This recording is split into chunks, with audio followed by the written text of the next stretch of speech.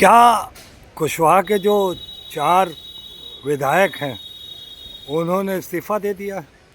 एक बगावत किया है।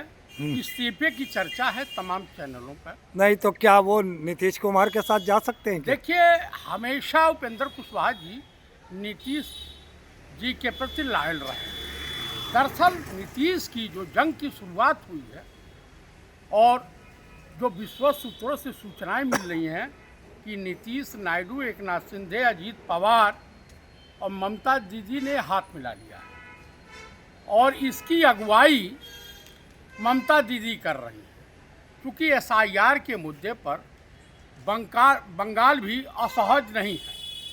तो उस स्थिति में अगर एनडीए गठबंधन की में दरार पड़ती है तो देश के प्रधानमंत्री की सरकार चली जाएगी, यानी एनडीए गठबंधन की, क्योंकि वहाँ उनकी 2 बैसाखी 16 वो हैं, 12 ये हैं, तो 16, 12, 28 होता है और 28 निकल जाएंगे तो ये धरती पकड़ काका जोगिंदर सिंह हो जाएंगे। तो क्या प्रधानमंत्री जी, आपको ये लगता है कि बिहार के साथ साथ केंद्र की सत्ता को भी कहीं ना कहीं गिरता हुआ आप देख रहे हैं? क्योंकि अगर नीतीश के कुमार के साथ अगर कुशवाहा के 4 विधायक चले जाते हैं तो वो आंकड़ा तो मुकम्मल हो जाएगा बहुमत का। तो क्या वो आरजेडी के साथ मिलकर, कांग्रेस के साथ मिलकर क्या वहाँ पर भी बिहार में भी सरकार बनाएंगे? और जिस तरीके से आपने कहा नायडू और एकनाथ शिंदे के साथ ये मिल के, तो कहीं ना कहीं दोनों जगह की सरकारों को डोलता हुआ आप देख रहे हैं। देखिए, ऐसी जो चुनाव के जानकार हैं, राजनीति के पंडितों का ऐसा कहना है कि अगर एनडीए सरकार बिहार में किसी भी स्थिति में चली जाती है, क्योंकि विधानसभा स्पीकर चाहती है जेडीयू, नीतीश चाहते हैं कि उनका बने और बीजेपी चाहती है कि मेरा बने। बीजेपी अगर बना ली और उनका विधानसभा स्पीकर हो गया तो अंतोगत्वा जेडीयू में फूट पड़ जाएगी और भाजपा तोड़ने में कामयाब हो जाएगी। तो क्या इतने दिन से जब सरकार बनी हुई है अभी तक आपने स्पीकर नहीं चुना है, ऐसे में क्या लगता है कि नीतीश बाबू क्यों नहीं दबाव बना पा रहे और क्यों भाजपा उन पर दबाव बनाकर अपना स्पीकर बनाने में कामयाब हो रही है? दोनों में असमंजस कैसा है ये? देखिए, दरअसल क्या है, गृह मंत्रालय मुख्यमंत्री से चला गया है, झंडू चमन परास हो गए मुख्यमंत्री जी, और अगर विधानसभा स्पीकर का पद चला जाता है तो कुछ बचता ही नहीं है फिर तो पूरी की पूरी दुकान साफ होने का खतरा है। नीतीश बाबू अपने बेटे के लिए राजनीति कर रहे हैं, तो उस परिस्थिति में आरजेडी, एआईएम, हम और उपेंद्र कुशवाहा और कांग्रेस, सीपीआई और सीपीआईएम माले मिला करके 125 से ऊपर आंकड़ा जा रहा, 129 का आंकड़ा जा रहा, 129 का आंकड़ा जा रहा। तो कुल मिलाकर के मैं यही कहूँगा कि अगर ये सरकार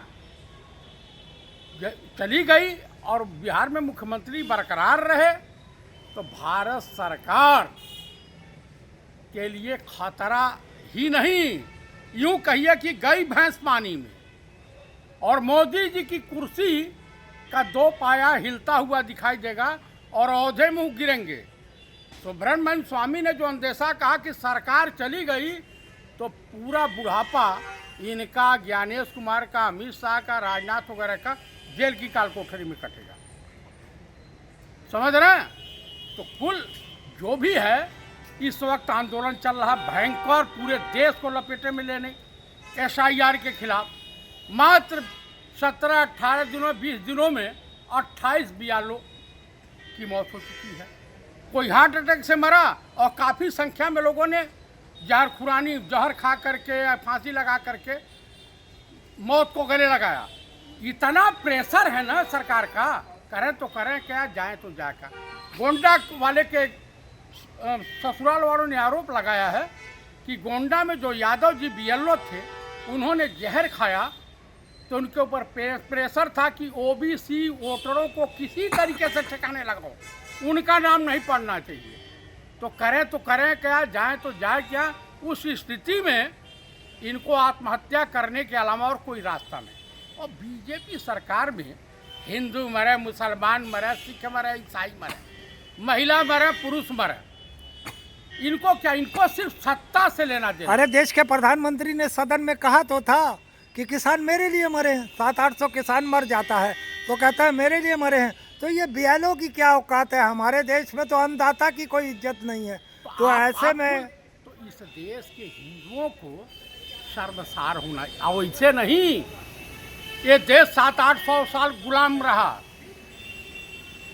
700-800 साल गुलाम रहा, वैसे नहीं रहा। ये कायरों की धरती है। आप अभी शिवाजी इनका उनका नाम गिनाने लगेंगे, छोटी छोटी रियासतें थी साहब, तमाम ठाकुर क्षत्रिय राजा थे, राणा प्रताप का साथ देने के लिए कोई तैयार नहीं, सब अपनी रोटी। हालांकि राजाओं को हम उस भाषा में कहिए कि अय्यासबाज टाइप के थे, ये बहादुर नहीं थे। छोटी छोटी रियासतों में गरीब पब्लिक तब भी मारी जाती थी, आज भी मारी जा रही है। सर मैं तो देश की यही जनता कहूँगा, को, अरे भाई, जो चाइना के खिलाफ मुंह नहीं खोल पा रहा हो, हजारों वर्ग मीटर जो है चाइना कब्जा किया ले लद्दाख के पास, पूरा अरुणाचल जो है उसको चाइना अपना हिस्सा बता, उसके विदेश मंत्रालय का बयान आया, जिस शी जिनपिंग के साथ झूला झूला रहे थे गुजरात में, ये तो हैसियत है इस देश के प्रधानमंत्री की। डोनाल्ड ट्रंप और वहाँ की कांग्रेस ने जो सेक्स स्कैंडल में इनका नाम लपेटा है, ईश्वरीय मालिक है। आप बताइए कि धारावी में और तमाम महाराष्ट्र में जिस तरह से वोटर लिस्ट में गड़बड़ी पाई गई है, ज्ञानेश कुमार गुप्ता अमर हो के आए हैं, उनकी बेटी भी है। मान लीजिए कल कहर सरकार आई या द्वेषपूर्ण रवैये से उनके बच्चों के साथ कहीं, भाई IAS अफसर हो, कहीं कहीं गलती होगी, सस्पेंड होगा, जेल जाओगे, ये तो है ना। मोदी कब तक बचाएंगे या भाजपा कब तक बचाएगी? पल्ला झाड़ के किनारे हो जाएगी। आप मुझे बताइए, इनकी कोई जिम्मेदारी नहीं है। ये चाहते हैं कि चाइना के तरीके से इस देश में एक पार्टी हमेशा हुकूमत करे और देश की जनता जब चाहे उनको रौंदवा दें, पुलिस और सेना के मार्फत। तो न सेना अब इनके काबू में आने वाली है और न पुलिस काबू में आने वाली है। तो क्या देखते हैं कि श्रीलंका, बांग्लादेश, नेपाल जैसे जैन जी ने एक अपना मोर्चा खोला है, क्या हिंदुस्तान को में भी ऐसा आप देखते हैं कि जैन जी प्रभावित होगा, सरकार को कहीं ना कहीं सरकार के खिलाफ खड़ा होगा? मैं इस देश के जितने युवा हैं, जिम्मेदार भारतीय नागरिक हैं, उनसे अनुरोध करूंगा, अपील करूंगा कि आप गांधी और गौतम बुद्धा के बताए मार्गों का अनुसरण करें। हिंसक आंदोलन देश को कमजोर करता है, ऐ नहीं होना चाहिए। हिंसक आंदोलन कोई नहीं होना चाहिए। ये आंदोलन गांधी, नेहरू और गौतम बुद्धा के बताए नहीं तो अहिंसा के रास्ते पे भी करेंगे, मगर आंदोलन तो करना ही पड़ेगा ना। सरकार के खिलाफ अगर आप आंदोलन नहीं करते हैं तो हमें नहीं लगता कि मौजूदा हालात जो चल रहे हैं, ऐसे में भाजपा या मोदी सरकार अपने आप को खुद से छोड़ दे, ऐसा तो है नहीं। ये तो जैन जी को अपना कदम उठाना पड़ेगा। 2029 में चुनाव में भी देश की जनता को ये कदम उठाना पड़ेगा कि जिस तरीके से ये अल्पमत की सरकार थी, उससे भी और नीचे लाया जा सके, ताकि चंद्रबाबू और नीतीश जैसे लोग कहीं ना कहीं इसका सहारा न बन सके। अगली बार निपट जाएंगे, नीतीश भी निपट जाएंगे, चंद्रबाबू नायडू अगर सचेत नहीं हुए तो निपट जाएगी इनकी पार्टी। तमाम लोग निपटे हैं। आरजेडी की दशा देखे हैं ना, कांग्रेस की दशा देखे हैं ना। आप आंदोलन कीजिए, अपने संगठन को मजबूत कीजिए। कांग्रेस ने संगठन, जब तक इंदिरा जी थी, राजीव जी थे, तब तक संगठन मजबूत था। उसके बाद तो ये बेलगाम हो गए हैं यहाँ पे। आप बताइए, अजय माकन को ले लीजिए, आप वेणुगोपाल को ले लीजिए, इनसे अगर सवाल किया जाए तो धक्के मार करके कांग्रेस कार्यालय से बाहर कर देना चाहिए।